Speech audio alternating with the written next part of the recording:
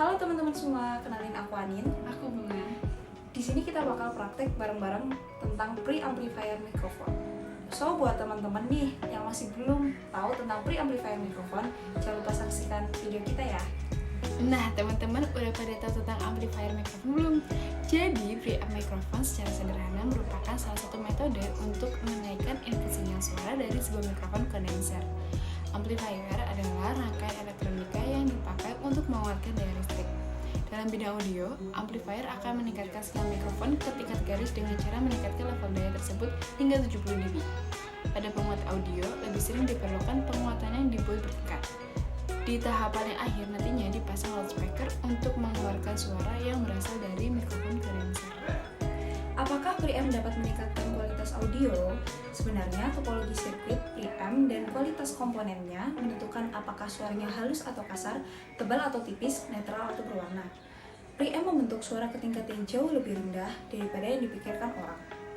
Biasanya karakter suaranya hanya menjadi jelas pada pengaturan gain tinggi atau saat mengarahkannya ke distorsi. Dalam penggunaan normal, perbedaan suara antara berbagai preamp jauh lebih kecil daripada di antara berbagai model mikrofon. 4 alasan kenapa preamp mikrofon penting. Yang pertama, ujung depan yang bersih. Pada dasarnya, preamp mic mengambil output rendah dari mikrofon dan memperkuasinya ke tingkat garis yang lebih tinggi. Preamp mikrofon yang terpasang di sebagian besar antarmuka audio akan melakukannya. Yang kedua, ada transparansi. Kedengarannya jelas, tetapi dalam banyak kasus tujuan akhir dari preamp yang baik adalah untuk menangkap suara transparan mungkin. 3. Keserbagunaan. Karena preamp mic tersedia dalam berbagai konfigurasi, mudah untuk menemukan sesuatu untuk hampir semua situasi. Yang keempat, konsistensi. Saat teman-teman semakin terbiasa dengan suara dan karakteristik preamp mic, teman-teman akan mulai merasakan kombinasi mikrofon dan preamp mana yang dapat memberikan hasil terbaik untuk aplikasi tertentu. Nah, itu tadi penjelasan singkat mengenai preamp mikrofon. Selanjutnya, yuk kita simak praktikum yang akan dilakukan oleh partner kami. Perkenalkan, nama saya Beni Harnando Setiadi. Kalian bisa panggil saya Beni. Oke, di tahap kali ini kita itu akan mendesain sebuah rangkaian PCB yang akan digambar secara komputer ya, dengan aplikasi yang disebut dengan Express PCB. Kita udah dapat gambarannya dari job sheet ya. Kita lihat seperti berikut ini. Baiklah teman-teman, saatnya kita untuk melakukan desain yang asli menggunakan Express PCB. Nah, di sini ya kita dapat ketahui bahwa Express PCB itu secara default itu koordinatnya menggunakan inci. Jadi margin ini yang kuning ini hitungannya pakai inci. Biasanya kalau PCB itu kan ukurannya milimeter ya. Kita bisa konversi di sini ya. Cari aja atau 5 mm berapa, terus kalau 3 mm berapa. Jadi panjang lebarnya lah. Nah, karena dulu pernah setting, jadi kita tinggal menyamakan saja. Kita tinggal klik saja di sini kan kelihatan nanti koordinat. Tinggal copy sini.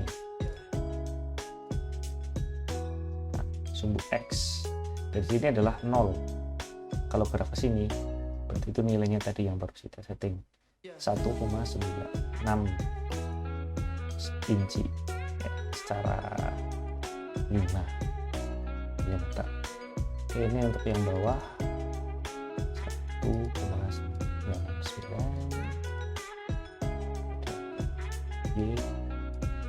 Jadi gini teman-teman, sumbu X itu yang horizontal ke sini, sumbu D itu yang vertikal ke atas bawah. Itu setelah kita apply, jadi akan sama, tinggal yang ini yang terakhir. Oke, coba klik saja.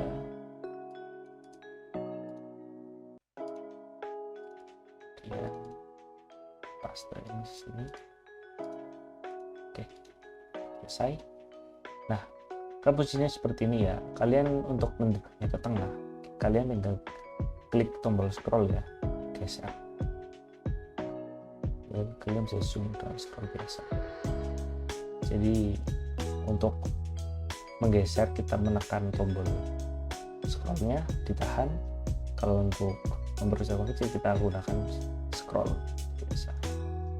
Oke teman-teman, ini sudah saya siapkan ya layout yang seperti dengan di rangkaian yang di jobsheet ya. Simpelnya begini saja, ini sudah semuanya sesuai dengan urutan ya, cuma yang harus kita kali itu cuma di sini karena ini enggak saling menyambung. Yang saya katakan bahwa titik ini terhubung, kalau nggak ada titik nggak terhubung jalurnya. Oke, di sini ada beberapa komponen, coba 1, 2, 3, 4, 5, 6, 7 transistor, terus kapasitor kopling, transistor atau yang sini disebut semikonduktor, terus di sini ada kapasitor lagi yang ada voltu plus minusnya, dan ini adalah pad ya, lubangnya bundar atau menggunakan kotak. Jadi untuk lubang sebenarnya nggak ada aturan yang terlalu strict ya, mau bundar atau kotak, tapi biasanya bundar itu digunakan untuk positif dan lingkaran itu untuk dijadikan negatif. Tapi harus semuanya gitu, enggak semuanya itu harus begitu.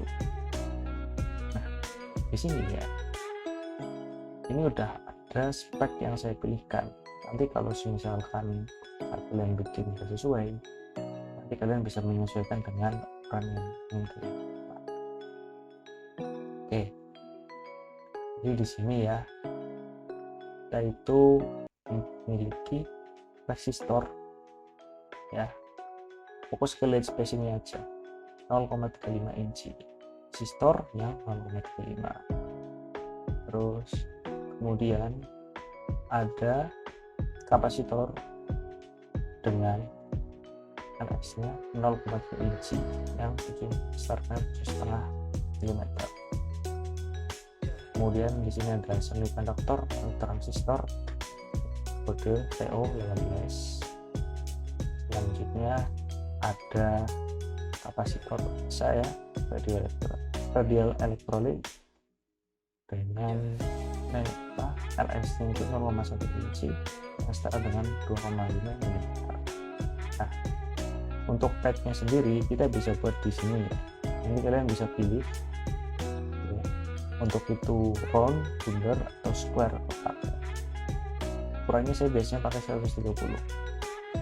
Ini kalau kita aktif nanti akan seperti ini muncul. Gitu. Untuk teks ini tinggal masuk ke sini ya, flash text. Nah, sini kita tinggal tulis kalimatnya. Ini ada ketebalannya terserah. Nah, kalian pilih ini di bottom cover layer karena yang akan di print itu yang di bagian belakang, karena itu cuma satu lapis fisik di kampus lah. Ntar kebalik dengan sendirinya teman-teman. Ini kalau kita pakai normal tadi, sini pakai yang merah atau ini pasti akan lurus. Oke, jadi itu untuk gambaran umum komponennya ya. Nanti kalian bisa sesuaikan sendiri dengan ini. Nah, gimana mas caranya agar jalurnya bisa terhubung? Oke, di sini ketebalannya harus diperhatikan ya. Kalau di sini ya, kita pakai ketebalan 0,3 mm.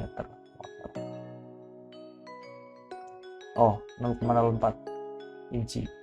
Sorry, ada revisi. Nah, caranya gampang. Kita masuk ini flash trace. Ini di 0040. Nah, kita tinggal tarik sini, klik kiri, tarik lagi, klik kiri sampai terhubung. Nah, terus untuk memutus kita klik kanan, otomatis terhubung seperti ini. Oke, langsung saja kita hubung-hubungkan ya, klik kiri, tarik, terus klik kanan. Klik dulu jadi bodi lepas.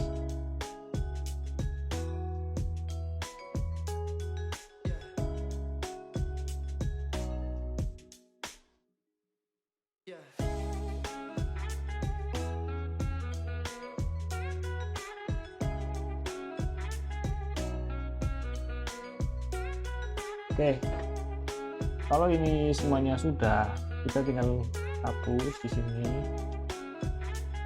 ya, kemudian kita klik file print. Karena ini yang di bagian bawah, fokus ke temperatur layer bagian bawah layar tembaga. Di tahap selanjutnya kita akan melakukan proses printing PCB.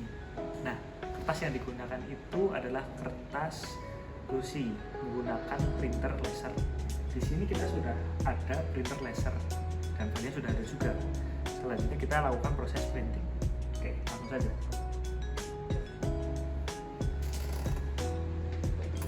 Kita tunggu sebentar ya, teman-teman.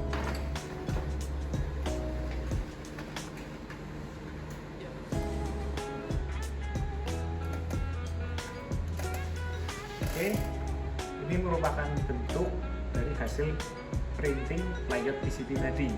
Selanjutnya ini akan digunting dan ditempelkan di atas papan PCB yang akan dilakukan oleh teman saya selanjutnya. Assalamualaikum warahmatullahi wabarakatuh. Nama saya Pradika Putra Arista. Di sini saya akan melakukan langkah pertama, yaitu pengamplasan.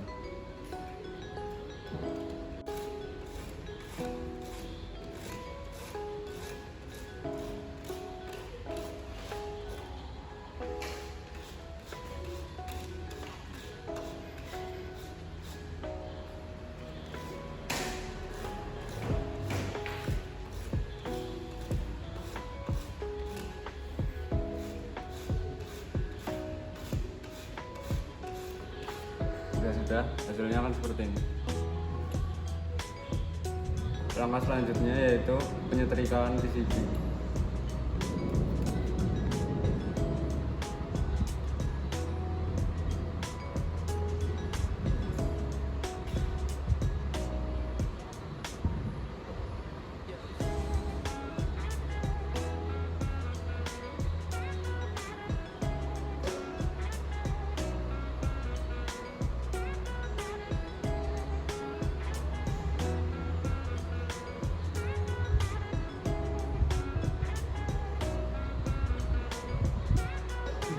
Langkah selanjutnya yaitu perendaman PCB yang sudah disetrika agar nantinya kertas yang tertempel mengelupas sendiri.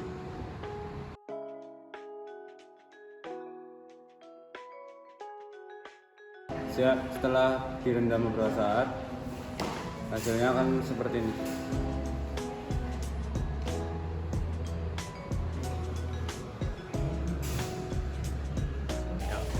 Perkenalkan, nama saya Bagas Prakoso dari T3B. Jadi di sini saya akan mempraktikkan pelarutan. Jadi sebelum pelarutan kita akan terlebih dahulu mengumpulkan bahan-bahannya. Nah, pertama yaitu spidol, kedua untuk wadah sendiri, terus ketiga itu HCl, keempat itu H2O, H2O2, dan kelima itu air. Setelah menyiapkan bahan-bahan tersebut, selanjutnya kita menyiapkan bahan larutan untuk melarutkan PCB. Pertama yaitu air dengan takaran 300 ml. Kedua yaitu H2O2 dengan takaran 200 ml. Dan ketiga yaitu HCl dengan takaran 100 ml. Setelah disiapkan, kita tinggal letakkan PCB ke dalam larutan tersebut dan memakai sabun agar menjaga tangan kita dari kecelakaan. Tunggu sampai beberapa saat agar PCB itu bisa melarutkan dengan larutan tersebut. Seperti ini, kita angkat PCB tersebut.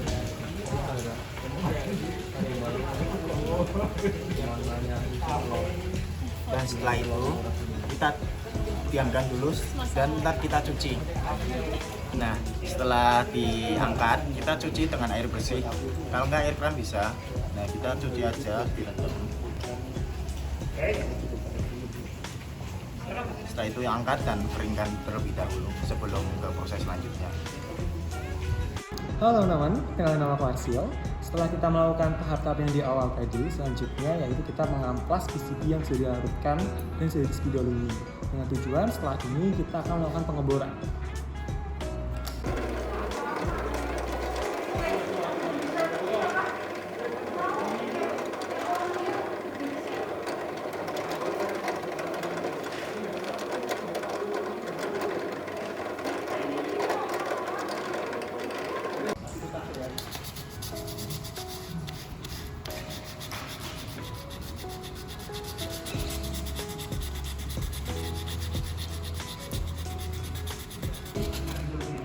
Ini dia hasilnya setelah kita amplas. Oke teman-teman, selanjutnya kita akan lanjut ke tahap penyolderan.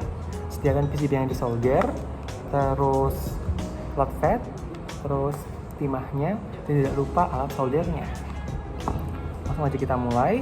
Kita mulai dari pengolesan lot fednya ke PCB yang akan disolder, supaya hasil soldernya lebih rapi dan lebih mudah disolder.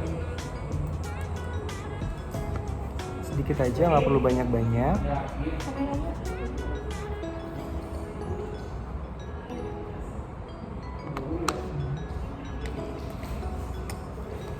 Ini dia hasilnya setelah di lot fedkan.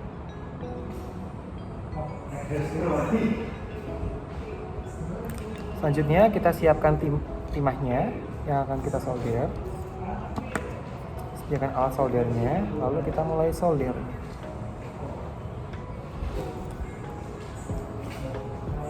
Ratakan.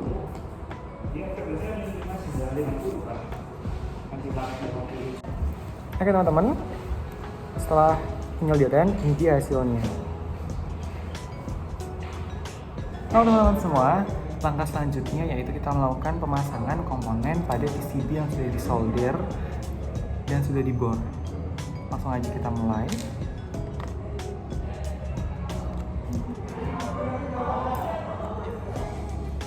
Sebelumnya sesuaikan dengan layout yang sudah kita buat supaya mic preamp itu berjalan dengan baik. Oke teman-teman, inilah hasilnya setelah kita rangkai PCB-nya.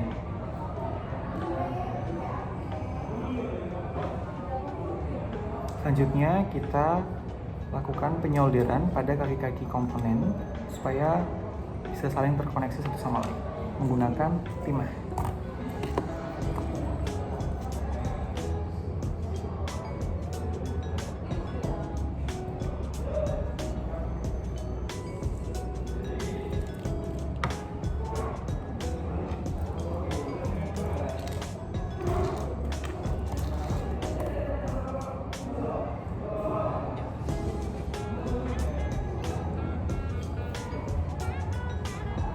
Oke teman-teman, setelah melakukan pemasangan komponen dan penyolderan lagi pada komponen, hasilnya jadi seperti ini.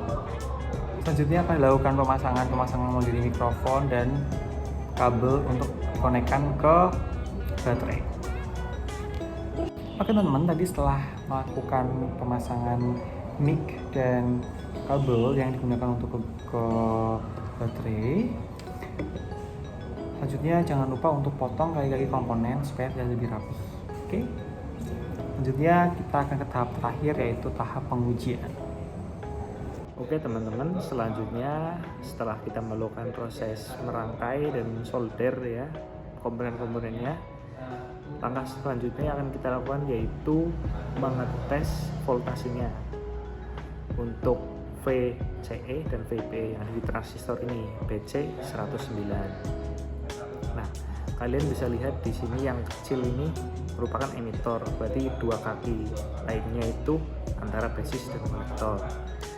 Kita hubungkan kutub positif dan kutub negatifnya ke power supply-nya, VCC baterai. Ya, dengan voltase 9 volt kita cek di sini ya. Cek ini kutub negatif dari emitor, ini dari kolektor terlihat 0,6. Nah, satuannya dimajuin sedikit. Nah, sini kita lihat tegangannya 0,6 ya untuk basis, dan untuk keluaran dari kolektor itu sekitar 1,61 volt. Nah, di sini yang perlu diperhatikan yaitu apabila tegangan di kolektor itu kurang dari 1,5, maka dari mikrofon ke itu preamp-nya nggak akan nyala karena kekurangan tegangan yang akan ditransmisikan melalui kabel komponen ini, kapasitor 47-nya yang dari sini duanya begitu. Karena ini sudah memenuhi, berarti kita bisa lakukan pengujian di preamp-nya, speaker aktifnya maksud saya. Oke, selanjutnya akan dilakukan oleh Mas Asil. Oke teman-teman, setelah kita melakukan proses segala macam rangkaian di awal tadi, selanjutnya ke tahap terakhir yaitu adalah pengujian. Setelah kita pasang rangkaian ke speaker, langsung aja kita cek dari mikrofonnya.